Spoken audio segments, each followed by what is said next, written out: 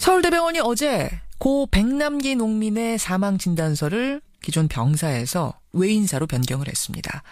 사망진단서가 나온 지 9개월 만의 일이죠. 서울대병원 측은 병사인지 외인사인지 의학적인 논란은 여전히 있지만 대한의사협회의 사망진단서 작성 지침에 따르는 게 적절하다. 이런 최종 판단을 내렸다. 이런 입장입니다.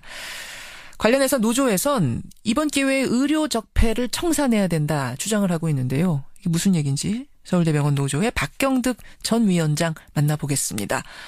박 전 위원장님 안녕하세요. 네, 안녕하세요. 서울대병원이 진단서의 사인을 정정했다. 이게 굉장히 이례적인 일이라고요? 이렇게 사회적으로 이슈가 된 일을 다시 수개월이 걸쳐서 정정을 하게 된 사례는 이례적인 일이 맞죠. 그렇죠.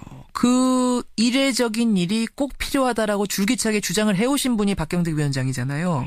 네, 맞습니다. 예, 그런 분이 보시기에 이번 사인 변경의 의미랄까요? 어떻게 해석하십니까? 진단서를 이렇게 정정하는 것은 사실 한국 사회에서 개인 전문가라 하더라도 사회적으로 문제가 되고 원칙에 어긋나는 그런 학문적 판단을 했을 때 사회가 집단이 나서서 그걸 정정할 수 있다는 매우 중요한 그런 사례를 남기는 일이 됐죠. 그런 후에도 큰 영향을 미칠 것 같습니다.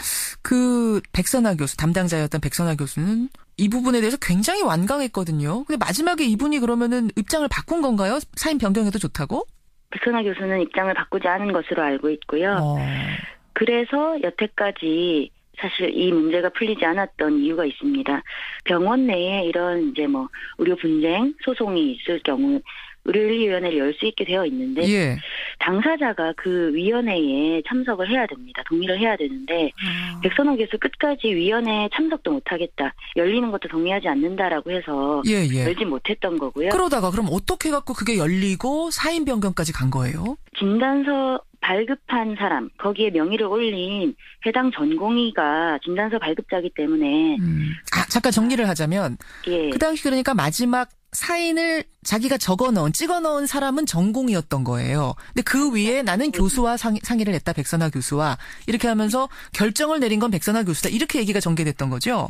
예, 실제로 도제식 문화가 있기 때문에 담당 교수의 의견을 거스르기가 힘든 상황이고 담당 교수의 의견이 더 큰 영향을 미치기 때문에 사실 발급자는 전공의, 서류상에는 전공입니다. 그렇죠. 그 사망진단서 발급자는 전공의와 병원장이 되어 있는데 의료윤리위원회의 권고를 발급자인 전공의, 그러니까 전공의에게 권고를 했고 수정 권고를 전공의가 권고를 수용해서 이게 외인사로 수정되는 과정이 있었던 거죠. 사실은 그 전공의가 그동안에 전혀 세상의 모습을 드러내지 않았거든요. 그러니까 언론의 모습을 드러내고 입장 내고 이런 게 없었는데 일종의 어떻게 용기를 내고 윤리위에도 참석하고 사인 변경도 받아들이고 이렇게 한 거네요. 네, 맞습니다. 병원은 계속 출근은 했습니까? 네, 업무는 진행한 것으로 알고 있습니다. 굉장히 힘들었겠네요, 진짜. 힘들었죠. 사실 그 전공의가 의무기록상에 사망진단서를 부원장 그리고 백선아 교수하고 상의해서 작성했다라는 그 한 줄을 남길 때에는 정말 필사적으로 자기가 할 수 있는 최선의 방법으로 그 진단서에 대한 진실을 알리고자 하는 그런 행위를 한 것으로 저희는 보고 있거든요. 진단서에 이제 그게 하나 사실 남아 있었어요. 이건 내가 지금 병사라고 쓰지만 이건 내가 쓴 게 아니라 교수와 상의한 거다라는 흔적을 남겨놨었죠. 예, 진단서 말고 의무기록지. 의무기록지, 그렇죠.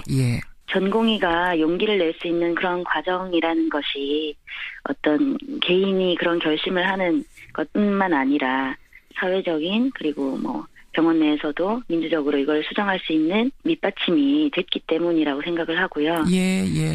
그런 영향을 무시할 수 없다고 봅니다. 그래요. 병사냐 외인사냐 그 한참을 끌어온 논란. 핵심은 사실은 백남기 농민이 병원에 실려오던 그 순간의 상황일 거예요. 그 순간. 맞습니다. 그 당시 혹시 기억나세요? 그 당시 아십니까? 예, 아주 선명하게 기억이 나죠. 정말 엄청난 일이었고 당시에 응급실에 실려왔을 때 사실 그런 경우가 흔치 않은데 마침 백남기 환자의 상태에 딱 맞는 그 세부 전공을 전공한 교수님이 그날 당직이었어요.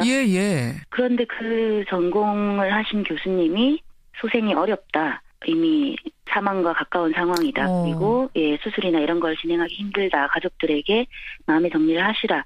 라고 다 얘기를 한 상태에서 이미 수술까지 갈 수 있는 상황이 아니다. 마음의 준비하십시오까지 내린 상태에서. 네, 그렇죠. 응급실에서. 예. 그런데 갑자기 신경외과 과장인 백선아 교수, 그 교수가 이제 등산복 차림으로 와서 예. 수술합시다라고 얘기를 하게 되죠. 수술합시다. 그리고 수술이 진행되고 300여일 동안 연명 의료가 행해지게 됩니다. 근데 그렇게 갖고 수술을 했는데 이분이 사망을 했으면 모르는데 어쨌든 죽을 뻔한 사람을 살려낸 거 아니겠습니까? 그래서 수술을 해서 살려냈다는 그 자체를 가지고 뭐라고 할 수는 없을 것 같은데 어떤 뭔가 그 뒷 배경 같은 걸 좀 의심하는 게 있어서 그러시는 걸까요? 백선아 교수가 그날 응급실에 오게 된 과정이 예. 해와경찰서에서 당시 병원장이었던 오병희 병원장에게 연락을 하게 되고 그 밤에 오병희 병원장이 백선아 교수한테 연락을 해서 예. 이 환자 백남기 환자를 낫게 하는 그 과정이 있었습니다. 일반적인 환자라면 경찰서에서 그렇게 연락이 가지도 않고 병원장이 세부전공 맞지 않는 교수를 담당 의사로 지정하는 일도 없습니다. 그럼 그 말씀은 이대로 목숨을 잃으면 사망하면 사회적으로 문제가 커질 테니까 어떻게든지 목숨을 붙여놔야 된다.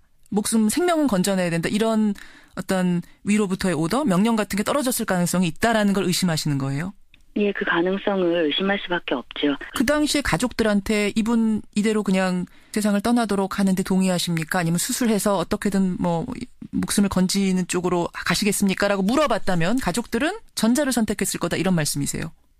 그날 이제 사고로 응급실에 오셨고 경황이 없었고 교수가 바뀌면서 다른 교수가 수술이 가능하다. 희망을 준 거죠. 수술할 수 있다.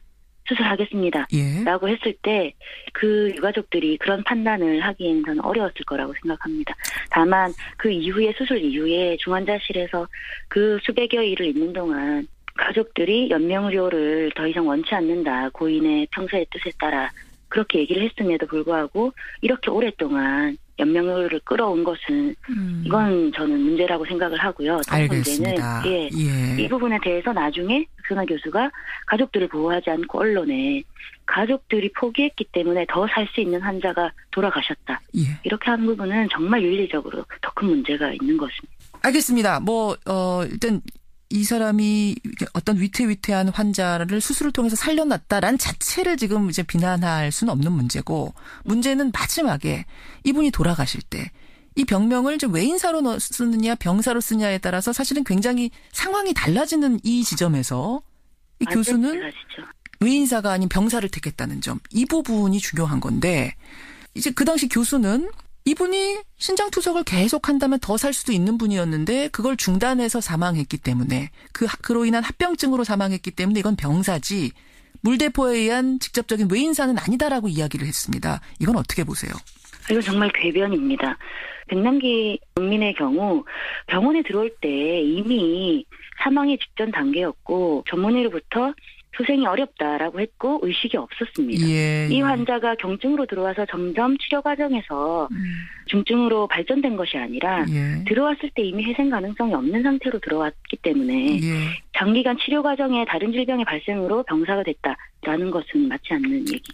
노조는 병원장 퇴진까지도 요구하고 계시더라고요. 서창석 병원장이 이 백남기 농민 사건과 관련해서는 어떤 역할을 했는지 뭔가 좀 드러난 게 있습니까? 서창석 병원장은 이후에 치료 과정의 기록이나 상황을 청와대에 수십 차례 보고한 것. 무단으로 열어본 것은 병원장이니까 권한이 있다라고 주장할 수는 있어요. 그런데 그 환자의 그 의료 기록을 외부로 유출하는 것은 이건 명백한 의료법 위반이죠. 그 기관이 아무리 청와대든 어디든 이 환자가 유가족도 동의하지 않는 경우에 이렇게 유출하는 것은 맞지 않는 거죠. 의료 적폐를 이번 기회에 청산하고 가야 된다 이런 주장하셨는데 돌아보면 참 긴 시간 논란이었던 사건이에요. 이번 사건에서 얻어야 할 교훈이랄까요? 뭐라고 생각하세요? 국민 누구라도 어떤 병원이라도 그렇겠지만 국립서울대학교 병원에 올 때에는 정말 이 병원이 내 생명을 지켜줄 수 있는 마지막 보루, 여기가 아니면 이제 그 다음은 없다라는 심정으로 생명을 내맡기고 병원을 믿고 신뢰하고 아마 찾을 겁니다. 그런데 권력의 요구 또는 그 어떤 부정한 요구에 의해서 국민의 신뢰를 저버리고 국민의 생명보다 더 중요한 판단에 근거를 가진다는 것은 정말 이 국가중앙병원으로서 역할을 할 수 있냐 없냐 존립 근거의 문제를 삼을 수밖에 없는 일이었거든요. 네, 그런 잘못을 다시 국민의 힘으로 사회적 집단의 힘으로 바꿔냈다는 거 큰 의미가 있고 앞으로도 뭐 할 일이 많겠죠. 그런 일들을 전체가 많은 사람들이 함께 바꿔야 된다라고 생각을 합니다. 여기까지 오늘 말씀 듣겠습니다. 박경득 전 위원장님 고맙습니다. 네, 감사합니다. 서울대병원 노조 박경득 전 위원장이었습니다.